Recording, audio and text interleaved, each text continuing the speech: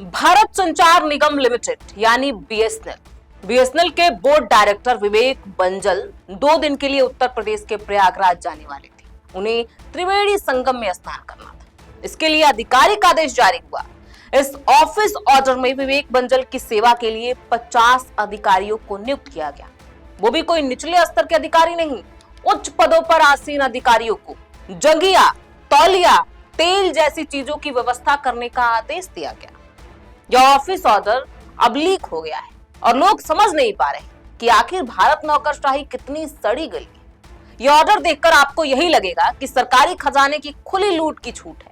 ऐसा लगता है मानो सरकारी बाबू किसी अलग दुनिया से आते हो, जिनका आम लोगों के टैक्स पर रईसी की चरम सीमा पार करना संवैधानिक अधिकार है।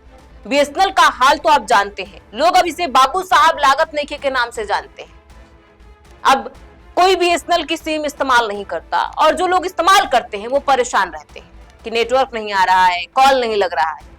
लेकिन इतना घटिया प्रदर्शन पर बीएसएनएल बोर्ड के डायरेक्टर की ठसक अब ऐसी है तो सोचिए अगर यह कंपनी नंबर 1 होती तो ये क्या करते।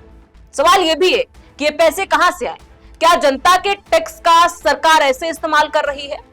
देश में आम आदमी 2 वक्त की रोटी और बिल भरने की चिंता में लगा है और इधर 50 अधिकारी किसी एक व्यक्ति की व्यक्तिगत सेवा में लगे।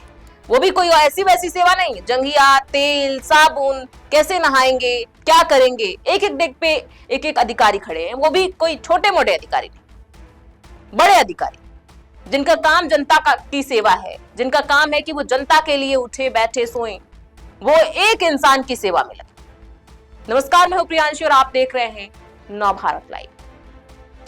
कार्यालय आदेश के अनुसार विवेक बंजल की प्रस्तावित 2 दिवसीय यात्रा 25 फरवरी और 26 फरवरी को निर्धारित की गई थी। हालांकि अधिकारियों के मुताबिक उनकी यह यात्रा किन्हीं कारणों से रद्द कर दी गई। सोशल मीडिया पर वायरल हुए कार्यालय आदेश के अनुसार लगभग 50 अधिकारियों को तकरीबन 19 जिम्मेदारियां सौंपी गई थी। इनमें बाथ किट में तौलिया, वस्त्र, हवाई चप्पल, कंघी, आईना, एक तेल की शीशी का इंतजाम करना शामिल था। वाह, क्या काम है।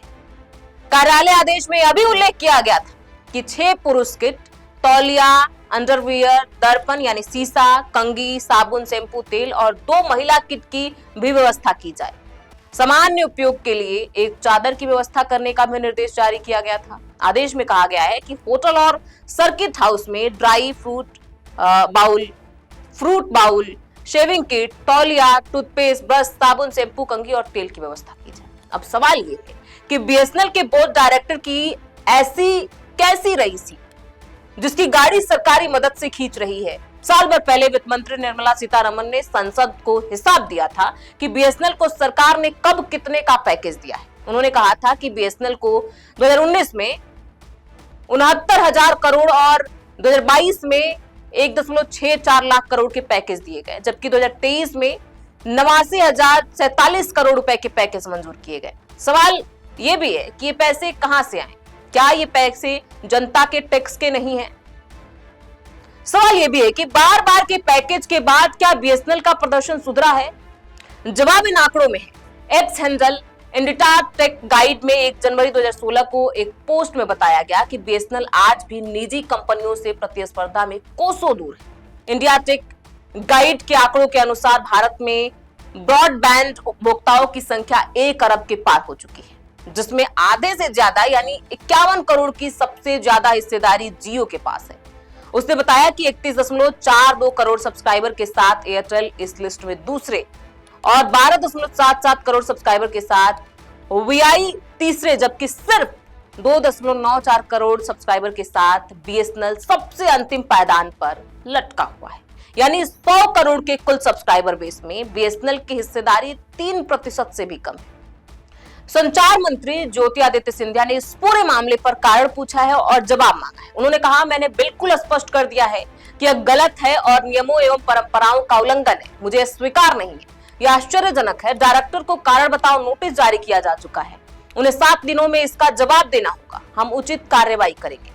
भारत संचार निगम लिमिटेड बीएसएनएल की वेबसाइट के अनुसार बंजल को भारत में दूर संचार नेटवर्क संभालने का 34 साल से ज्यादा काल हुआ है।